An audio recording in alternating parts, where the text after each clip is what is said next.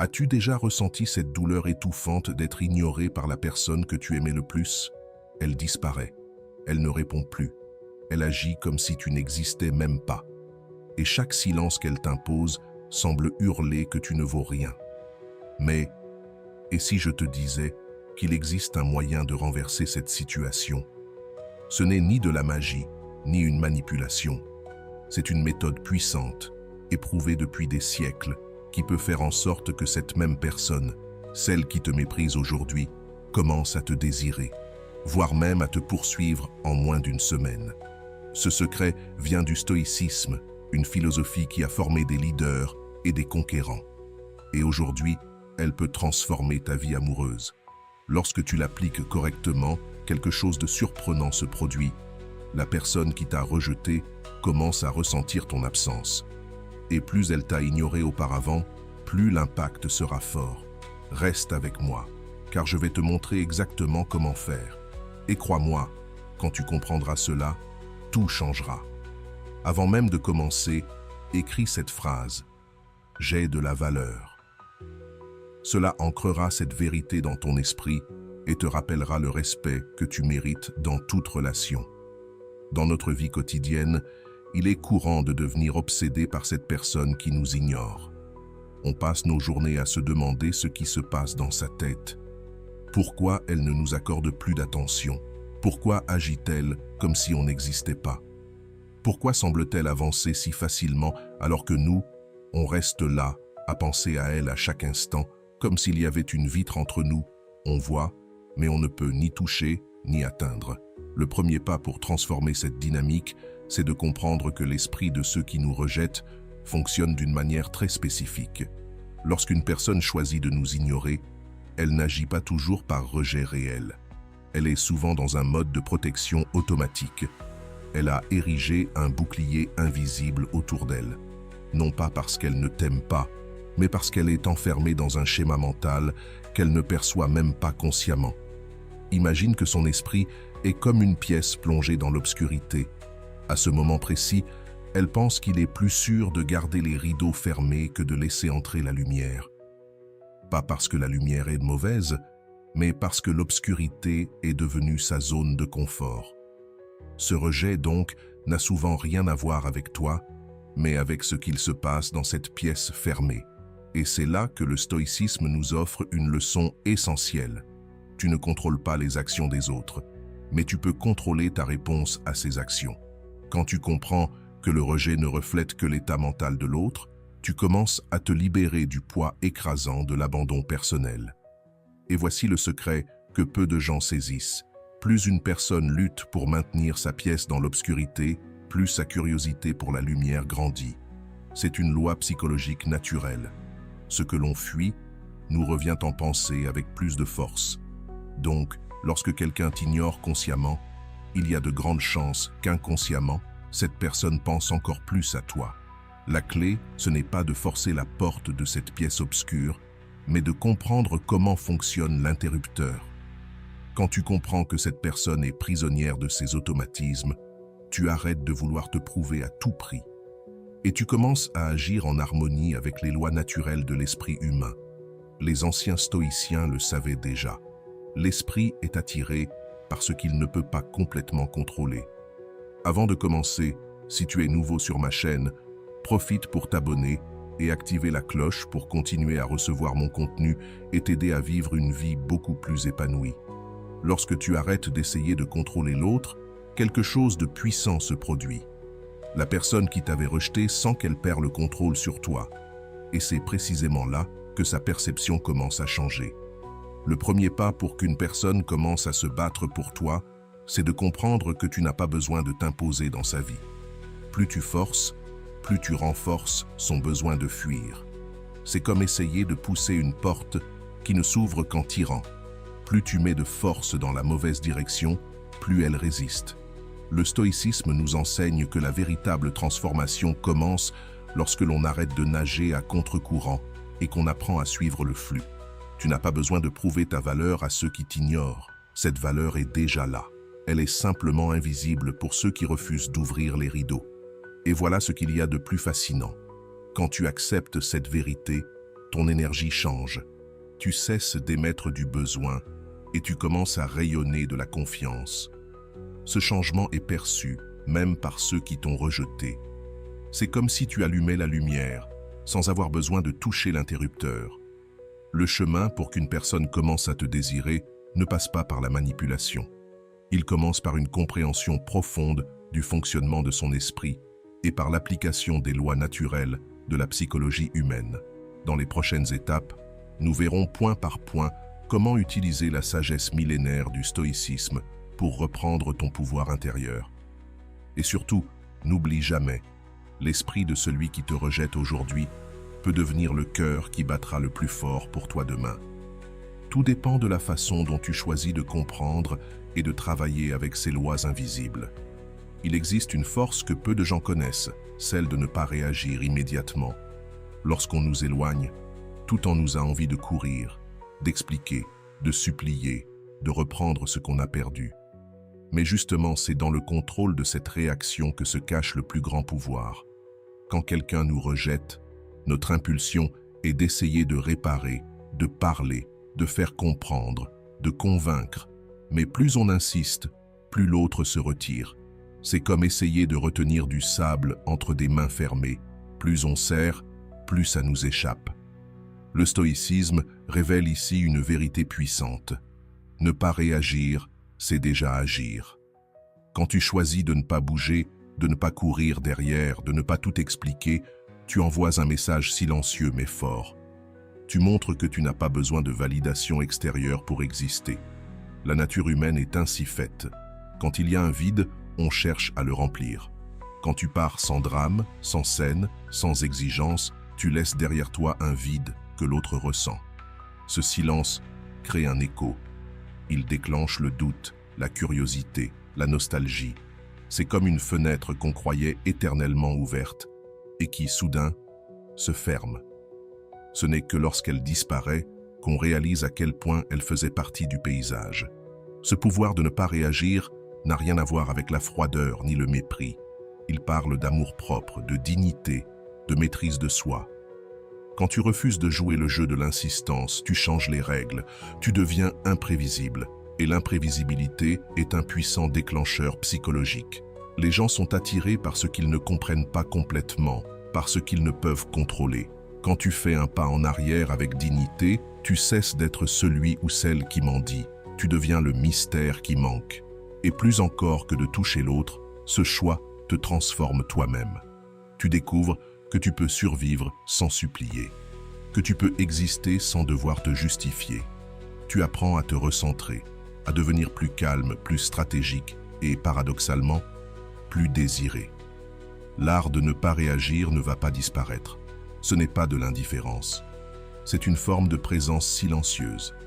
Être là, sans poser de questions. Montrer que tu vas bien, même sans l'attention de l'autre. Cela trouble, cela touche, cela transforme. Et quand tu choisis ce chemin, quelque chose de puissant se produit. L'autre te regarde autrement. Pas parce que tu as crié, mais parce que tu as su te taire. Pas parce que tu as supplié, mais parce que tu as attendu avec dignité. Le pouvoir de ne pas réagir est l'un des outils les plus sous-estimés pour reconstruire une relation. C'est comme lâcher une corde, pour qu'elle revienne naturellement. Et dans les prochaines étapes, tu vas découvrir comment l'utiliser pleinement, sagement, sans jeu, sans orgueil, juste avec clarté, maîtrise de soi et estime personnelle. Il existe une brèche émotionnelle invisible dans l'esprit de ceux qui vous rejettent. Un point sensible, souvent ignoré, mais qui, lorsqu'on le touche de la bonne manière, peut transformer la froideur en regret et le retrait en désir de reconnexion. Et ce point ne se révèle pas par des demandes, des justifications ou des démonstrations de valeur. Il se révèle par quelque chose de bien plus subtil. La perception de la perte silencieuse. Les anciens stoïciens comprenaient que les décisions humaines ne sont pas guidées par la raison, mais par les histoires que nous nous racontons à nous-mêmes. Lorsqu'une personne décide de vous éloigner, elle crée intérieurement un récit pour justifier ce choix. C'était mieux ainsi. Je ne ressentais plus rien. Ça ne valait plus la peine. Mais même les histoires les mieux construites ont des fissures. Et c'est précisément dans ces fissures que commence la transformation. As-tu déjà remarqué à quel point il est troublant de constater que quelqu'un que tu as repoussé continue d'avancer avec légèreté, sans effort, sans chercher ton attention, sans drame, sans avoir besoin de prouver quoi que ce soit? C'est à ce moment-là que l'esprit de celui qui t'a rejeté commence à se poser des questions. Et si je m'étais trompé? Qu'est-ce qui a changé? Pourquoi ai-je le sentiment de ne plus avoir le contrôle? Ce malaise est le début d'un déclencheur silencieux. Il ne naît pas de ce que tu montres intentionnellement, mais de ce que tu ne montres plus.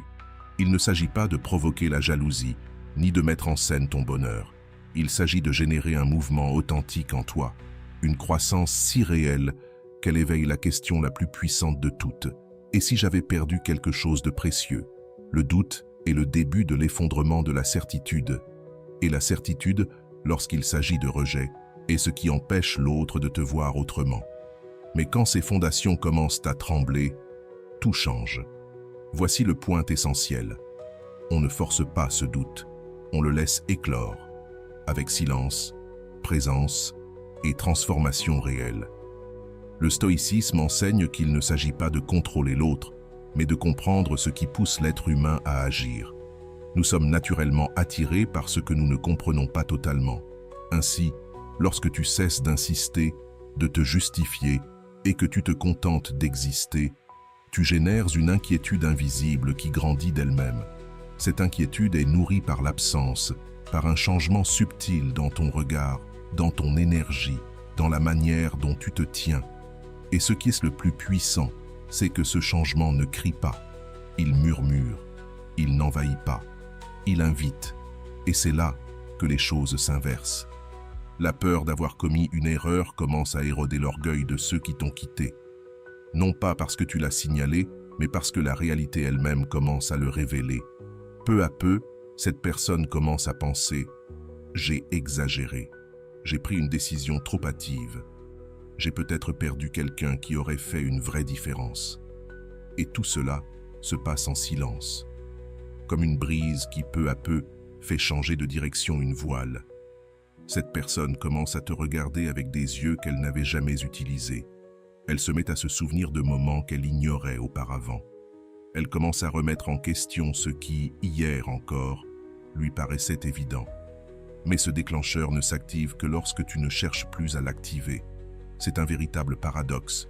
Plus tu te concentres sur ta reconstruction, ta clarté, ta force intérieure, plus l'autre perçoit ce qu'il ne voyait pas auparavant.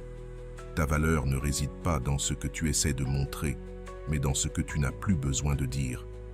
Et lorsque ce déclencheur atteint son point culminant, quelque chose change.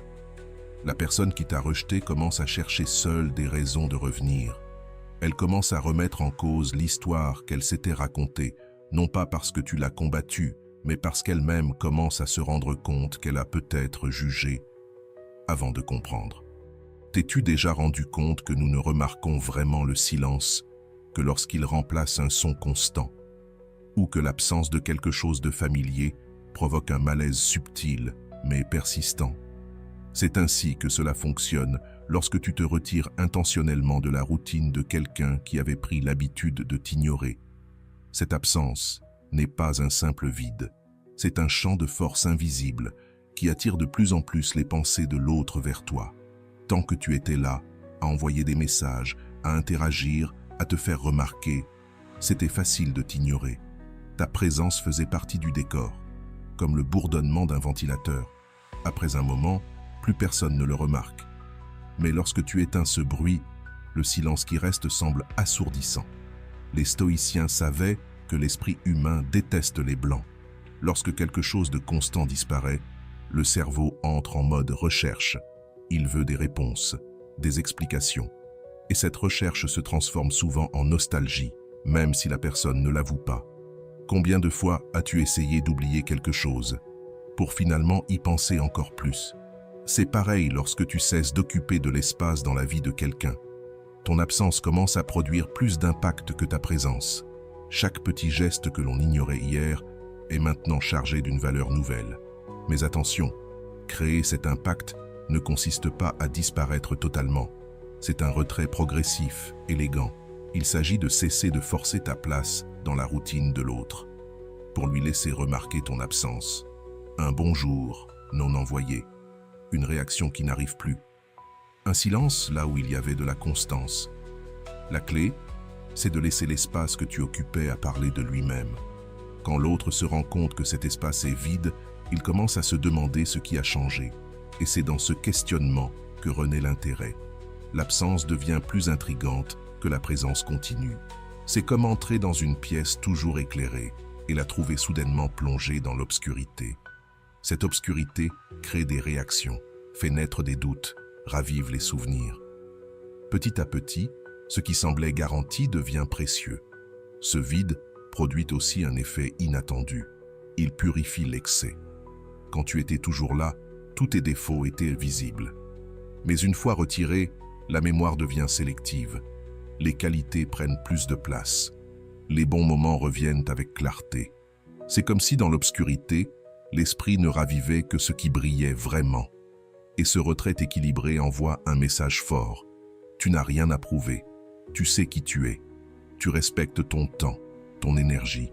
Et cela a un effet direct sur l'ego de ceux qui t'avaient repoussé. Celui qui avait le contrôle se rend compte que désormais, c'est toi qui choisis. Et plus ta présence est constante, plus le vide te rendra inoubliable. Ce n'est pas une punition. C'est un contraste. Comme lorsqu'on coupe soudainement la musique forte, le silence qui suit a un poids immense. Le stoïcisme nous rappelle que le vrai pouvoir réside dans la capacité à se retirer. Pas par faiblesse, mais par sagesse. Créer de l'espace, c'est une forme de respect. Pour soi et pour l'autre. C'est permettre à l'autre de sentir, sans bruit, qui tu étais. Et si cela compte encore, le vide que tu laisses derrière toi n'est pas un piège. C'est une invitation silencieuse à la réflexion. Et parfois, le plus grand geste d'amour-propre consiste justement à cela. Permettre à l'autre de découvrir par lui-même ce qu'il a perdu. Et se donner enfin la paix de ne plus avoir à le rappeler. Quand quelqu'un te rejette et que ta réponse est la désespérance, l'insistance ou l'attachement, cette énergie ne fait qu'augmenter son éloignement. Mais lorsque tu comprends comment fonctionne ce cycle naturel, quelque chose commence à changer, non pas à l'extérieur, mais en toi. Les anciens stoïciens savaient que tout dans la vie suit un rythme, les vagues, les saisons, la respiration, les émotions. Rien ne reste dans un état permanent. Le rejet, la connexion, l'absence, la proximité, tout fait partie d'un cycle. Et si tu respectes ce cycle, il peut devenir ton allié. L'esprit humain, tout comme la nature, tend toujours vers l'équilibre. Imagine une pendule. Plus il est poussé dans une direction, plus il reviendra avec force dans l'autre. Si quelqu'un t'a repoussé avec intensité, son potentiel de retour est proportionnel à cette intensité, à condition que tu saches te retirer du chemin et laisser le mouvement se produire naturellement. Cette force de retour agit à plusieurs niveaux. D'abord, au niveau du comportement. Quand tu réponds au rejet avec calme et dignité, sans mendier, accuser ou t'auto-dénigrer, tu imposes une nouvelle forme de présence. Une présence silencieuse, mais plus marquante que n'importe quel discours. Ensuite, au niveau des pensées. Moins tu essaies de forcer ta présence dans l'esprit de l'autre, plus ton image y apparaîtra spontanément. C'est ainsi que fonctionne l'esprit. Il rejette ce qui s'impose, mais s'ouvre à ce qui arrive avec légèreté. C'est la grande paradoxale de l'absence. Elle occupe plus d'espace que la présence insistante. Au niveau émotionnel, l'impact est encore plus grand. Quand tu cesses de projeter des émotions lourdes et réactives sur quelqu'un et que tu commences à cultiver ton équilibre intérieur, tu crées un espace propice à des sentiments plus légers. Pas seulement chez l'autre, mais aussi en toi. L'air change, le champ énergétique change, et avec cela, les relations changent elles aussi. Mais le point le plus puissant de cette loi, c'est qu'elle ne demande aucun effort direct. Plus tu essaies de forcer un retour, plus il s'éloigne. C'est comme tenter de s'endormir plus vite. Plus tu insistes, plus le sommeil te fuit. De la même façon, le retour arrive au bon moment, mais pas forcément au tien. Le stoïcisme nous rappelle que le vrai contrôle se trouve dans nos attitudes, pas dans les résultats. Tu ne peux pas forcer quelqu'un à revenir, mais tu peux choisir la manière dont tu réagis à son absence. Et ce positionnement, quand il vient d'un lieu authentique, devient magnétique, même s'il met du temps à porter ses fruits. Les sages anciens parlaient d'un espace de résonance. Ce que tu sèmes aujourd'hui revient plus tard, comme un écho dans une grotte ou une vague qui revient vers le rivage. Il est possible que la personne qui t'a éloigné ne s'en rende pas encore compte, mais l'énergie que tu transmets en silence l'atteint déjà. Plus ta posture est mûre, plus elle devient déstabilisante pour ceux qui t'ont rejeté. Le contrôle qu'ils pensaient avoir disparaît. Et plus ils essaient de rationaliser leur distance, plus le souvenir de toi devient émotionnel. C'est comme essayer de maintenir un ballon sous l'eau. On peut forcer, nier, cacher, mais un jour, tout remonte à la surface. Les souvenirs, les émotions, les sentiments refoulés. Ce qui est réel revient. Ce qui est vrai réapparaît. Pas par pression, mais par résonance. Mais attention, il ne s'agit pas d'attendre que quelqu'un revienne. Il s'agit de créer un état intérieur dans lequel tu es bien, qu'il revienne ou non. Car c'est justement lorsque tu n'as plus besoin que l'autre revienne que cela devient possible. Voici le cœur de cette loi. La vraie force du retour naît lorsque tu cesses d'agir pour plaire à l'autre et que tu commences à vivre en accord avec toi-même. Quand ta paix intérieure ne dépend plus de la réponse de quelqu'un d'autre, tu deviens un centre de gravité et tout ce qui est aligné avec ton énergie reviendra naturellement vers toi. As-tu déjà remarqué que ce qui est difficile à obtenir semble automatiquement plus désirable? Il y a une force psychologique qui donne plus de valeur à ce qui nous échappe. Et dès l'instant où quelqu'un comprend que tu n'es plus aussi disponible qu'avant, quelque chose change en lui, comme si un nouveau désir se réveillait. Ce phénomène, on l'appelle le désir inversé. Il a le pouvoir de transformer l'indifférence en fascination. Quand tu es toujours présent, accessible, presque en train de supplier, tu diminues, sans le vouloir, la perception de ta valeur. C'est comme une boutique vide. Peu importe la qualité des produits, les gens pensent qu'il y a un problème. Mais si la même boutique attire soudain une file d'attente, elle devient immédiatement attractive. Les stoïciens avaient compris une vérité fondamentale de la psyché humaine. Nous accordons plus de valeur à ce que nous risquons de perdre. Quand quelqu'un te rejette, c'est souvent en pensant pouvoir te récupérer à tout moment. Mais quand tu changes cette dynamique, quand tu deviens plus réservé, tu déclenches un levier puissant, la peur de la perte réelle. Réfléchis à ta propre réaction quand quelqu'un qui t'aimait semble soudain désintéressé. Même si tu ne l'avais jamais envisagé sérieusement, l'éloignement t'amène à revisiter les bons souvenirs et tu te demandes « et si je lui avais donné une chance ?» Ce désir inversé n'est pas basé sur la manipulation, mais sur un vrai changement d'énergie. Quand tu investis sincèrement en toi, quand tu construis une routine qui t'élève, les autres finissent par le remarquer.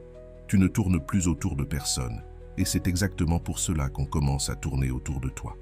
Quelque chose de fort se produit quand une personne réalise qu'elle a perdu le contrôle émotionnel qu'elle avait sur toi. C'est comme un réveil soudain. Elle te regarde avec de nouveaux yeux. L'absence de ta poursuite constante crée du trouble, de la curiosité. Mais qu'est-ce qui a changé? Les anciens philosophes savaient que les humains sont naturellement attirés par ce qu'ils ne comprennent pas. Quand tu deviens moins prévisible, moins disponible, moins lisible, tu cesses d'être simplement quelqu'un qu'on connaissait pour devenir quelqu'un qu'on doit redécouvrir. Le désir inversé repose aussi sur un fait simple. On ne ressent vraiment le poids de la perte que lorsqu'elle semble définitive.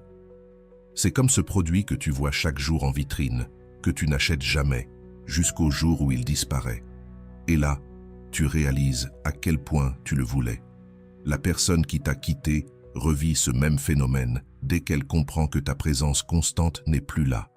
Mais souviens-toi, cette transformation ne vient pas de la vengeance, mais de l'authenticité.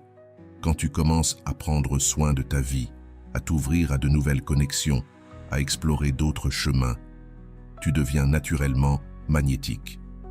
Une nouvelle version de toi apparaît, une version qui ne dépend plus de personne pour se sentir complet. C'est comme une danse. Quand tu cesses de vouloir à tout prix mener la danse, l'autre commence à suivre ton rythme. Le désir ne se renverse pas par stratégie, mais par nature. Et le plus beau, c'est que cela arrive souvent quand tu as cessé d'attendre. Ce n'est qu'en te concentrant sur ta propre croissance que tu déclenches cette magie invisible. Et souviens-toi, ceux qui t'ont rejeté pensaient contrôler la situation. Mais quand tu te retires avec dignité, calme et force, ce contrôle disparaît. Et l'ego de l'autre commence à sentir l'impact de ce qu'il croyait acquis. Mais peut-être que l'aspect le plus transformateur de tout cela se trouve en toi. Quand tu cesses de rechercher l'attention avec urgence, tu deviens plus fort. Tu deviens plus calme, plus concentré, plus magnétique. L'éclat que tu développes au fur et à mesure de ta progression n'est pas seulement perçu par les autres, il se ressent. Ce qui se passe dans ton esprit a un impact bien plus puissant que n'importe quelle action extérieure que tu pourrais entreprendre. Quand quelqu'un te rejette, il est naturel d'essayer de changer ce qui t'entoure pour te rendre plus attirant. Forcer des rencontres par hasard, envoyer des messages stratégiques. Mais les stoïciens avaient compris une chose plus profonde. Le véritable champ de bataille est mental. Il se trouve dans ces conversations silencieuses que tu entretiens avec toi-même. Imagine ton esprit comme une terre fertile. Chaque pensée dirigée vers la personne qui t'a éloigné est une graine semée. Si tu nourris des pensées d'insécurité, de besoin ou de culpabilité, c'est exactement ce qui poussera dans ta vie. Mais si tu apprends à cultiver des idées de valeur, de dignité, de paix intérieure, alors tout change. Le premier point de cette transformation, c'est de comprendre que le rejet ne diminue pas ce que tu es. Il est facile de tomber dans le piège de croire que ce rejet révèle un défaut personnel. Pourtant, les stoïciens nous rappellent une vérité essentielle. Le jugement des autres est comme le vent. Il peut te faire vaciller un instant, mais il n'a pas le pouvoir de te définir. À mesure que tu fortifies ton monde intérieur, quelque chose change subtilement dans la perception même de la personne qui t'ignorait. Même sans dire un mot, même à distance, ton énergie commence à être ressentie. Ce n'est pas ce que tu dis, c'est ce que tu transmets. Quand tu commences à croire profondément en ta propre valeur, les autres commencent à le remarquer, et surtout ceux qui ne pouvaient pas la voir auparavant. Ce changement intérieur te donne aussi une nouvelle perspective sur le rejet. Tu ne le vois plus comme une fin, mais comme un commencement. De l'obstacle naît l'opportunité. Cette nouvelle façon de voir les choses ne te console pas seulement. Elle transforme tes choix, ton comportement et par conséquent, la manière dont le monde te répond. Il y a une puissance immense dans le fait d'arrêter d'essayer de contrôler les sentiments ou les réactions de l'autre et de te recentrer sur ce qui est vraiment entre tes mains, tes propres pensées et tes émotions. C'est comme traverser une rivière. Lutter contre le courant t'épuise. Apprendre à aller avec le courant t'allège. Quand tu arrêtes de forcer, tu commences enfin à avancer. Un autre principe clé de ce chemin intérieur, c'est que plus tu t'accueilles tel que tu es, plus les autres sont naturellement attirés par toi. Il ne s'agit pas de te transformer pour plaire. Il s'agit de te sentir complet tel que tu es. Et cela, en soi, est magnétique. Une des clés les plus importantes est d'ajuster tes attentes. Si tu vis dans l'attente d'une réponse, d'un signe, d'un retour de la part de celui ou celle qui t'a rejeté, tu remets ton bien-être entre ses mains. Mais quand tu apprends à trouver la paix même en l'absence de réponse, tu récupères ta force. Les stoïciens enseignaient que le véritable pouvoir réside dans l'acceptation de ce que tu ne peux pas contrôler et dans le focus sur ce qui est réellement entre tes mains. À un niveau mental, cela veut dire comprendre que les émotions des autres t'échappent, mais ta réaction face à ces émotions reste toujours ta responsabilité. Ce changement prend du temps. Il ne se fait pas du jour au lendemain. C'est comme un lever de soleil, lent mais constant. Chaque pas que tu fais pour renforcer ton monde intérieur est construit. Et un jour, tu réalises que tu n'es plus la même personne. Et le plus fascinant, c'est que ce processus peut se produire en silence. Même lorsque tu ne fais rien de visible, le travail intérieur continue. C'est comme un système qui fonctionne en arrière-plan, discret, constant. et profondément transformateur. Avec le temps, ce travail invisible change aussi la façon dont les autres te perçoivent. Quand tu es bien avec toi-même, sans besoin d'être vu, tu commences naturellement à attirer plus d'attention, non pas par effort, mais par authenticité. Et voici la vérité la plus puissante. Quand le changement se produit vraiment à l'intérieur de toi, tu n'as plus besoin de te prouver. Ta présence devient plus stable, plus intense. Même ceux qui t'ont rejeté auparavant sentent quelque chose de différent. Quelque chose qu'on ne peut pas expliquer. C'est une vibration, une essence unique, quelque chose que seul toi portes. Quand quelqu'un te rejette, il est facile de tomber dans le piège de vouloir te transformer en ce que tu crois qu'il désire. Mais les stoïciens nous enseignent une vérité puissante. Le véritable pouvoir ne vient pas du fait de te transformer pour plaire, mais de renforcer ce que tu es déjà. Observe comment certaines personnes changent complètement l'atmosphère d'un lieu, non pas parce qu'elles sont les plus belles ou les plus connues, mais par leur simple présence. Cette présence vient de l'alignement intérieur. Quand une personne est cohérente avec sa propre nature, quand tu essaies de t'adapter aux attentes des autres, tu affaiblis ta présence. Mais quand tu t'exprimes avec sincérité, ton aura s'élargit. C'est comme un parfum rare. Tu peux essayer de porter celui d'une autre personne, mais il ne correspondra jamais aussi bien que celui qui a été conçu pour toi. Ton énergie fonctionne de la même manière. Elle ne devient magnétique que lorsqu'elle est authentique, fluide et libre de tout masque. Le rejet peut te faire croire que tu dois tout changer en toi pour être aimé. Mais en réalité, tu n'as pas besoin de te réinventer. Tu dois simplement affiner et développer ce qui est déjà vrai en toi. Pense à un instrument. Il n'a pas besoin de jouer comme les autres. Il doit seulement être accordé à sa propre note pour produire une belle musique. Les stoïciens avaient compris que chaque être humain avait une nature unique. Et nier cette nature, c'est une source de souffrance. Quand tu fais la paix avec ce que tu es, quand tu cesses de lutter contre ta propre essence, quelque chose change autour de toi. Les gens le ressentent, même ceux qui t'ont autrefois rejeté, même s'ils ne peuvent pas expliquer ce qui a changé. Ils sentent que quelque chose est différent. Il y a une beauté profonde dans le fait d'abandonner les rôles. Quand tu cesses de chercher à plaire par imitation et que tu commences à rayonner ta vérité, tout en toi s'aligne. C'est comme danser sans chorégraphie, guidé seulement par ta propre musique intérieure. Et ceux qui regardent ressentent cette vérité. Ce mouvement unique ne peut être copié. Quand tu essaies d'être générique, tu deviens remplaçable. Mais quand tu vis ton authenticité, tu deviens rare. Et ce qui est rare finit toujours par être perçu comme précieux, même par ceux qui ne le voyaient pas au départ. Pense à ces personnes qui t'ont déjà captivé. Ce n'était presque jamais parce qu'elles étaient parfaites. C'était parce qu'il y en avait quelque chose d'inhabituel, quelque chose d'indescriptible, une énergie que l'on ne comprend pas, mais que l'on sent. C'est ce type de présence que tu dois cultiver en toi. Pas la perfection, mais l'authenticité. Et cette énergie sincère active un principe naturel, celui de la transparence émotionnelle. Quand tu vis en accord avec toi-même, sans masque, les autres le sentent. Peu importe ce qu'ils disent, tout le monde le ressent. Quand quelqu'un est authentique, cela génère immédiatement de la confiance et une connexion sincère. Il y a dans ce processus un élément puissant, la confiance, mais pas celle qui cherche à impressionner. Il s'agit de celle qui naît de la connaissance de soi. Lorsque tu t'acceptes pleinement, tu n'as plus besoin de te justifier ni de prouver quoi que ce soit. Tu prends simplement ta place dans le monde avec légèreté. Et le plus impressionnant, c'est que cette force n'a pas besoin d'applaudissements pour exister. Comme le soleil n'a pas besoin de permission pour briller, tu n'as besoin de la validation de personne pour exister pleinement. Tu brilles simplement parce qu'être toi est ta fonction la plus élevée. Et voici le point de bascule le plus transformateur. Quand tu t'appropries réellement ton essence, tu deviens naturellement attirant. Pas seulement pour une personne en particulier, mais pour tous ceux qui vibrent à la même fréquence que toi. C'est comme une radio.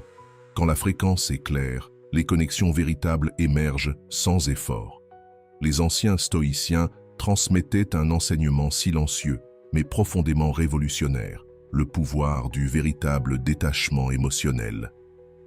Il ne s'agit pas d'être froid ou indifférent, mais d'atteindre un état dans lequel tu peux aimer intensément sans perdre ta sérénité, que cet amour soit réciproque ou non. Quand quelqu'un t'éloigne, l'impulsion naturelle est de s'accrocher, d'essayer de reconquérir, d'insister. Mais les sages le savaient déjà. Plus on secoue la main pour retenir l'eau, plus elle s'échappe entre nos doigts. Le secret, c'est de se détendre, ouvrir la main. Laisse ce qui t'appartient, rester par choix, pas par contrainte. Cette sagesse ancienne ne parle pas de renoncer à quelqu'un qu'on aime. Elle parle de se transformer complètement pour devenir ce que l'on souhaite être. C'est comme contempler une étoile. Tu ne cherches pas à l'atteindre, tu admires simplement sa lumière à distance. Tu peux aimer profondément quelqu'un sans avoir besoin de sa présence pour te sentir complet. Les stoïciens ont compris qu'il existe une force subtile et puissante qui s'active lorsque tu lâches le contrôle. Plus quelqu'un se sent libre à tes côtés, plus il a envie de rester. C'est comme un oiseau qui choisit de se poser sur toi parce qu'il sait qu'il peut s'envoler à tout moment. Imagine quelqu'un tenant un ballon rempli d'hélium. Plus tu tires dessus, plus tu crées de tension. Mais si tu le laisses flotter librement, sans attache, il peut rester près de toi par choix. Dans l'amour, c'est pareil. Quand tu cesses de t'accrocher, tu ouvres l'espace aux connexions véritables. Cette ancienne sagesse nous enseigne aussi que tout dans la vie est transitoire. Ni l'amour, ni le rejet ne durent éternellement. Quand tu comprends cela, tu cesses de résister au moment présent. Tu apprends à couler avec lui, comme une rivière qui ne lutte pas contre les pierres, mais les contourne et continue sa route. Il y a une immense liberté dans le fait de comprendre que ton bonheur ne dépend pas du regard de l'autre. C'est à ce moment-là que tu découvres que tu possèdes déjà tout en toi, la valeur, la paix, la plénitude. Et paradoxalement, quand tu arrêtes de chercher l'approbation des autres, c'est cette même approbation qui commence à te rechercher. Le véritable détachement révèle aussi une puissante vérité. Plus tu es émotionnellement indépendant, plus tu deviens attirant. Pas parce que tu manipules, mais parce que ton équilibre intérieur dégage une force difficile à ignorer. Comme la chaleur d'un feu en hiver, tout le monde est attiré par ceux qui possèdent leur propre lumière. Cette sagesse ancestrale nous rappelle aussi une vérité essentielle sur le temps. Parfois, il faut perdre quelque chose ou quelqu'un entièrement pour pouvoir le retrouver un jour, sous une forme plus mûre, comme une graine qui doit tomber au sol avant de fleurir à nouveau. Et peut-être que l'effet le plus profond de ce détachement conscient, c'est la manière dont il désarme l'ego de ceux qui t'ont rejeté. Si tu réagis avec désespoir, tu alimentes leur rejet. Mais si tu restes calme et centré, ce rejet perd peu à peu sa puissance. Quand tu cesses de nourrir ce besoin, quand tu arrêtes de chercher chez l'autre ce que tu peux trouver en toi, quelque chose de profondément transformateur se produit. Tu ne te libères pas seulement de cette personne. Tu te libères aussi des schémas destructeurs qui t'ont emprisonné pendant si longtemps. Alors, tu commences à aimer avec plus d'équilibre, plus de conscience et avec une force nouvelle. Ce secret ancien n'est pas seulement une clé pour rouvrir la porte de quelqu'un qui t'a rejeté, c'est une clé qui ouvre toutes les portes, celles des relations sincères, matures, réciproques. Des relations où l'amour est un choix, pas un besoin. Où l'affection est une liberté, pas une prison. Il existe une force subtile qui gouverne la nature. Une force qu'on ne peut ni forcer, ni manipuler, ni simuler. La véritable attraction ressemble à la gravité. Tu n'as pas besoin de convaincre quelque chose de tomber, cela se produit naturellement. Dans les relations, cette même loi s'applique. Mais peu savent comment s'y aligner et beaucoup finissent par la combattre. Face au rejet, on tente souvent de fabriquer du magnétisme, de changer d'apparence, d'imiter des comportements, d'utiliser des stratégies émotionnelles. Mais les stoïciens avaient compris autre chose. Le véritable charme arrive précisément lorsque tu cesses de chercher à plaire et que tu commences à te transformer de l'intérieur. C'est comme un jardin. Tu ne cours pas après les papillons, ce sont eux qui viennent, attirés par la beauté qui a fleuri là. De la même manière, quand tu cultives ton essence, que tu prends soin de ton esprit, de tes émotions, de ton chemin, tu dégages une énergie qui attire naturellement ce qui est en harmonie avec toi. Et c'est ça, la beauté de l'attraction authentique. Elle n'a pas besoin de preuves. Quand tu essaies de convaincre quelqu'un de ta valeur, c'est déjà un signe que tu t'éloignes de toi-même. C'est comme essayer de démontrer que le feu brûle. Il n'y a pas besoin de l'expliquer. Il suffit d'être présent pour le sentir. Les anciens sages le savaient. Le véritable charme ne se trouve ni dans les mots, ni dans les attitudes calculées. Il se trouve dans la personne que tu deviens lorsque tu es en paix avec toi-même. Quand tu abandonnes le rôle de celui qui veut être désiré et que tu choisis simplement de vivre dans ta vérité, quelque chose change. Les gens commencent à s'approcher. Non pas parce que tu leur as demandé, mais parce qu'ils ressentent quelque chose de différent en ta présence. Il y a une force spéciale dans le fait de ne pas dépendre de l'acceptation extérieure. C'est comme le parfum d'une fleur. Il ne crie pas pour attirer l'attention. Il diffuse simplement son arôme et ceux qui sont proches sont inévitablement touchés. Ton énergie fonctionne de la même manière. Quand tu es vrai, les gens le sentent. Ce magnétisme fonctionne aussi avec le mystère, mais pas celui que tu simules, celui qui est naturellement en toi.